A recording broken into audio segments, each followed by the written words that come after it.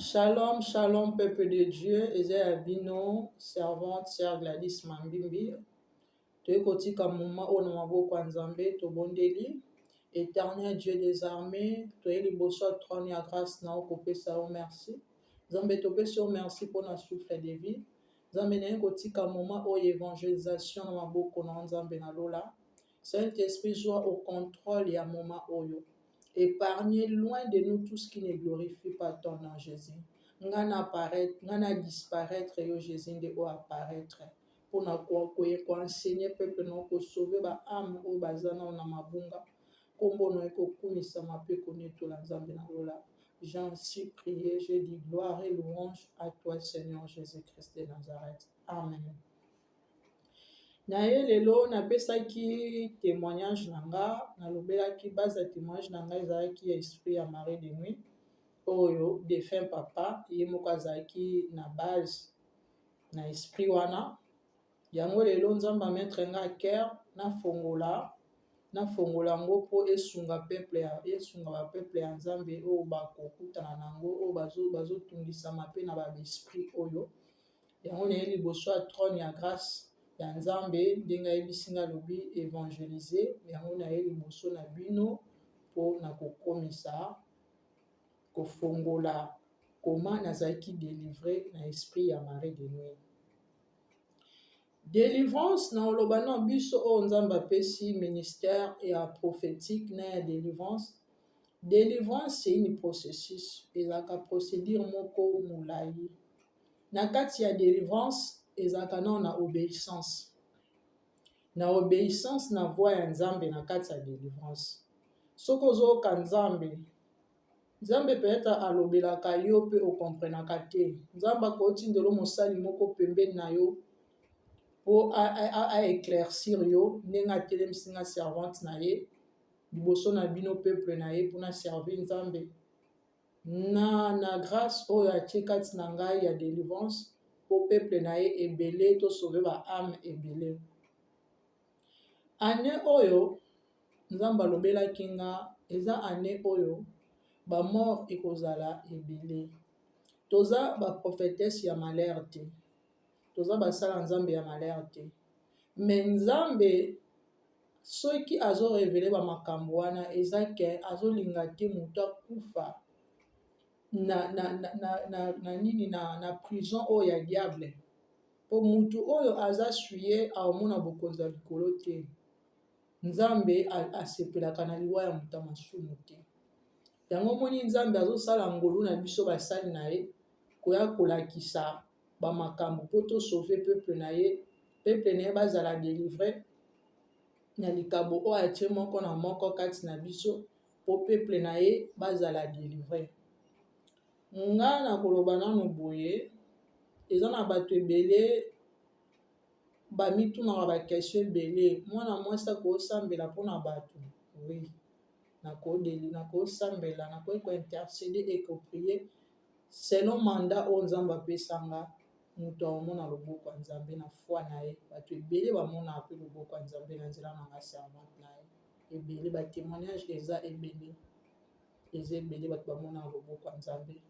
Ntango nayaka liboso boye souvent nayaka Nzambe ntango ayebisaka nga telema alobaka omona azoko insiste azoloba na nga na telema mpona aloba mpona peuple na ye. Souvent ozomona mais Nzambe azo insiste parce que ayebi na nzela na nga babesprit ebele febika na bana na numéro ya téléphone peut-être ndenge tokokende nakoki kobosana. Numéro ya téléphone na nga kombo na nga sœur Gladys Mambimbi na bato bakolanda nga pour la première fois. Numéro ya téléphone na nga eza plus 241 62 85 13 75 naza na Gabon na Libreville.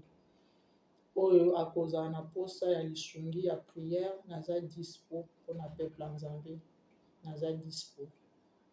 Naye kofongola sikoyo koma nazalaki délivré n'esprit ya Marie de nuit.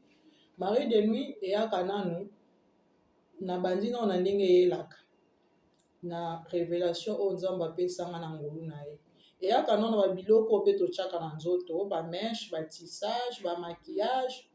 Yo biso moko Bible elobi la nature ne vous enseigne-t-il pas, biso moko tomonaka koma yo mutu moko kokangisa 10 photo oza mpe na bilongi 10 na babiloko ozoporte na nzoto bamaquillage ozochange bameshe.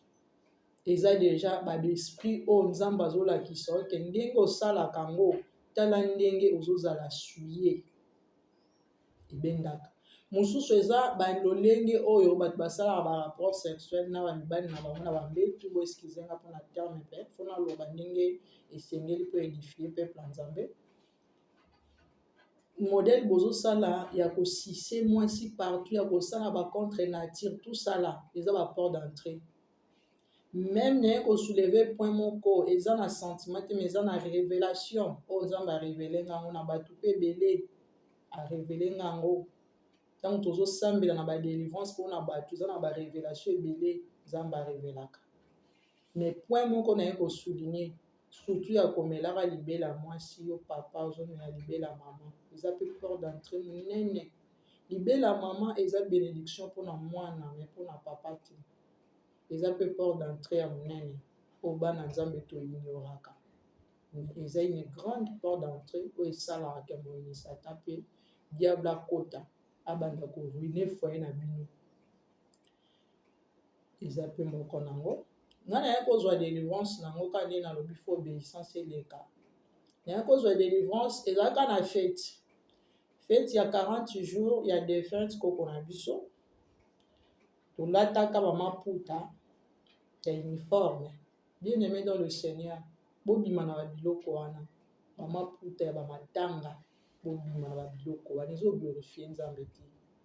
Tolataka uniforme wana ezalaka défunt papa moto asombelaka ngango nalobetaki na témoignage na nga nakendaki Kinshasa ezalaki ye moto asombelaki ngango nalataka. À ma grande surprise nabondeli Nzambe nasisi kobondela Nzambe ayekolakisanga koma Nzambe ayekolakisanga koma natumba liputa wana ensemble ezalaki elamba na liputa na obéir na Nzambe na obéiraka na Nzambe na nga makasi mpona yebi place oyo azwanga nazwi liputa wana nabimi natumbi yango moto liputa eziki etumbami vraimen ntango nazotumba nazodeklare maloba na esprit nyonso to ezalaki kashe na kati ya liputa oyo ezala brûlé etumbama na moto oyo eza esu moto te eza siko moto ya fe ya Saint Esprit nde etumba liputa wana etumbamaki première pas. Mais nakozonga mwa nsima moke ntango naye kotika na recevaki baptême ya Saint Esprit Nzambe aye korevele nga koma armée céleste eyaki ekangi mobali ya butu. Alors que mibali ya butu bien aimé dans le Seigneur mibali ya butu bayaka omoni ndenge mibali oyo badragaka biso mpe na moi boye na bomoto mibali ya butu mpe bayaka bongo.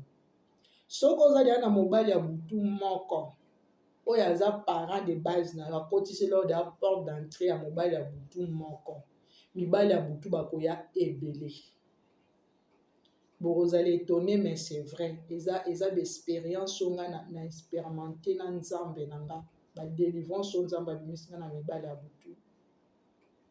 Namonaka armée céleste eyaki ekangi mobali wana ekei na ye bakangi vraimen baminioti na bamakolo na maboko bakenga mpo na nga nakangisaki esilaki wana aoke esilaki te nayaki kosie dépouiller Nzambe ayaki kopesa nga makasi ya kolongola bameshe batissage bamaquillage babiloko nyonso nayaki kobwaka.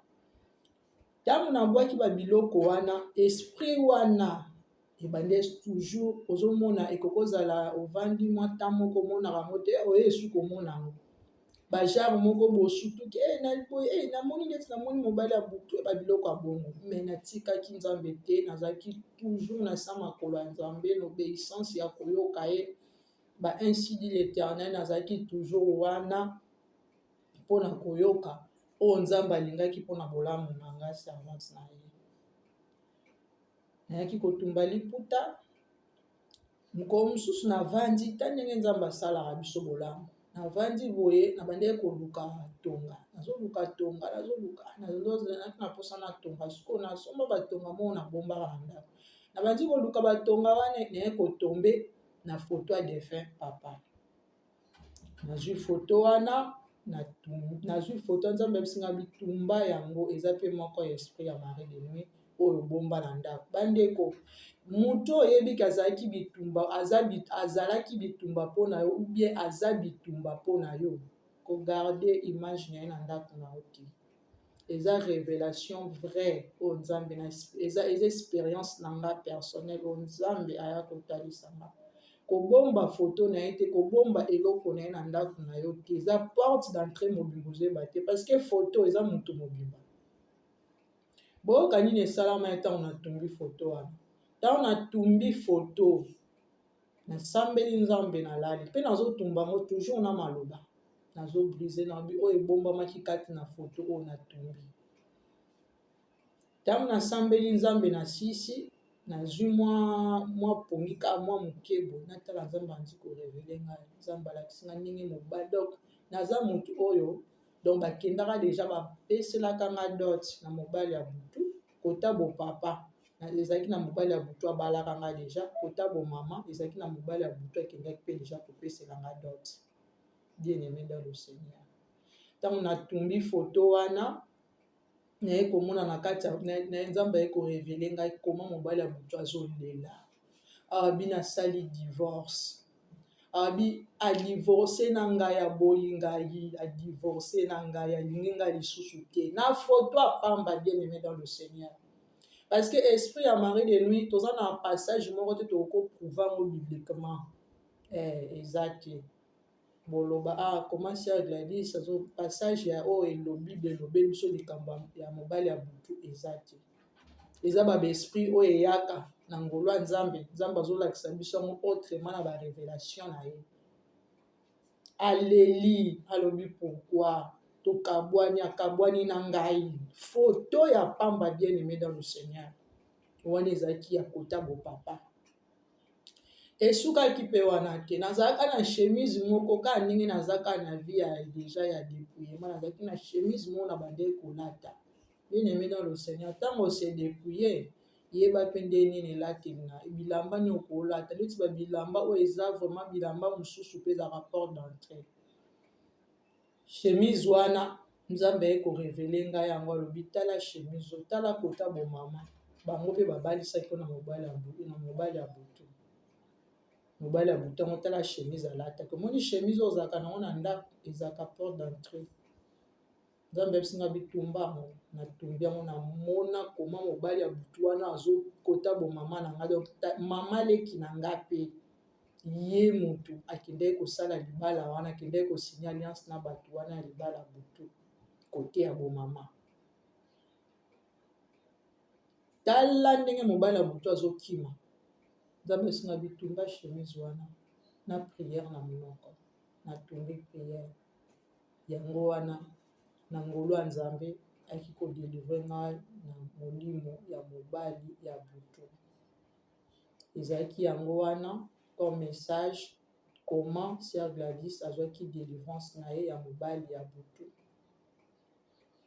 À la prochaine fois par la grâce de Dieu nakoya komemela bino comment mpe nazwaki délivrance na besprit ya basirene oyo bavandaka nga na nzoto na ngolo ya nzambe.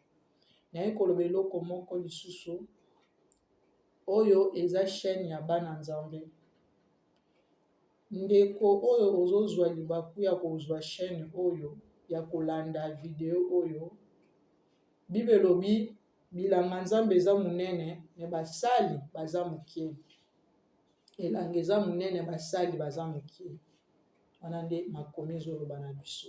Nanga mutu naleki boye take servante ya nzambe napesi message na yo pe mutu ozwi video opartage. Eza na bato ane oyo toza ba prophétesse malheur te. Eza na ba mort ebele o diable, eza na bato ebele révélation nzambe alakisa nga pas olakisa nga alakisi nga 3 reprises. Diable abongisi aboma bana nzambe ebele. Mais na likabo oyo ya ministère oyo naza nango ya prophétique na ya délivrance oyo nzambe atie kati na nga ekosauve ame ya mwana moko ya nzambe oyo akoluka meme na koloba bo oyo mpa koluka akontakte biso ekozala mabe te, nzambe akozanga te na kodelivre na kan wana ya diable. Me ndeko oyo mpo ozozwa émission oyo otali kogarde yango mpona yo moko te. Nde nalobi elanga eza monene basali baza moke, sala mpe évangélisation na yo, partage yango. Eza na bacontact oyo oza nango, eza na bato oyo oza nango nga naza na bango te. Partage yango na WhatsApp, partage yango na Messenger na yo, partage yango na Facebook na yo. Ekosunga bana nzambe ebele, ekosunga nzambe akopambola en retour. Kogardaka bémission oyo mpona yo moko te. Nzambe nde ayebisaki ngai yango, ayebisi ngai lobi servante na ngai loba likambo oyo. Bandeko oyo deja nzambe apesi yo nga nzambe na bapusani pembe na yo, soutenir l'œuvre ya nzambe. To soutenir l'œuvre ya nzambe na kopartage bémission. Bopartageaka yango, eza évangélisation mobimba tozosala. Yo mpe oyo partage, osalika même évangélisation ke ngai. Nzambe atinda biso na mokili oyo na moto aya na mission. Mais biso surtout oyo toza bana nzambe, toza na mission moko toujours mpona kosalela nzambe na biso. Kosalela nzambe eza balolenge ebele. Ntango yo ozwi mpe temps na yo opartage, eza posali oparticipe na ministère. Bogardaka yango mpona bino moko te. Soki même na nzela na ata ame moko oyo diable akangaki deja. To nzambe alakisi nga ba révélation eza ebele. Eza na bato mosusu diable deja kataki machette, azokisaki deja bamele deja makila. Mais nzambe amemi biso, amemi évangile oyo na kati, amemi témoignage, amemi message oyo na kati ya ndako ya mutu wana asauve na prison ya diable, akomi libre. Nzambe akobosana o te. Nzambe akosala bolamu. Numéro ya téléphone deja napesaki. Na bato oyo baza malade, na bato baza na problème ya soutien ya prière, en tout cas je suis là. Toza na dispo mpona bana nzambe. Soko bengi tokoyamba yo, tokoyoka oyo oza nango mposa tokobondela. Nzambe apambola bino oyo aza na remarque ya kosala, oyo aza na commentaire ya kotia, eza toujours mpona kosoutenir l'œuvre nzambe. Nzambe apambola bino. Tobandaki na ye alpha pe tosuki na ye omega. J'ai ainsi prié, j'ai dit gloire et louange à toi Seigneur Jésus-Christ de Nazareth. Tant tozosambela, tant nazoloba merci Saint-Esprit. Nzambe azoloba nanga bato oyo azosentir kaza malade, azwa loboko na ye à droite, atia na place azoyoka pasi na déclarer maloba likolo na ye. Tobondeli éternel Dieu des armées. Seigneur Bible lobi tokoposer maboko na malade bakozala guéri. Ezaka na kombo moko ya Yesu Masiya oyo nde kangolaka bato. Nzambe ndeko aza malade, ndeko aza na prison deja ya satanique oyo diable azoluka aprokame na kufa. Na délivrer bango au nom puissant de Jésus-Christ de Nazareth. Bo recevoir ba délivrance na bino, bo recevoir ba guérison au nom puissant de Jésus-Christ de Nazareth. Merci Saint-Esprit. Merci Jésus. Merci pour ta main puissante. Je dis gloire et louange à toi Seigneur Jésus-Christ de Nazareth. Amen. Amen bien-aimé. Amen. À la prochaine par la grâce de Dieu.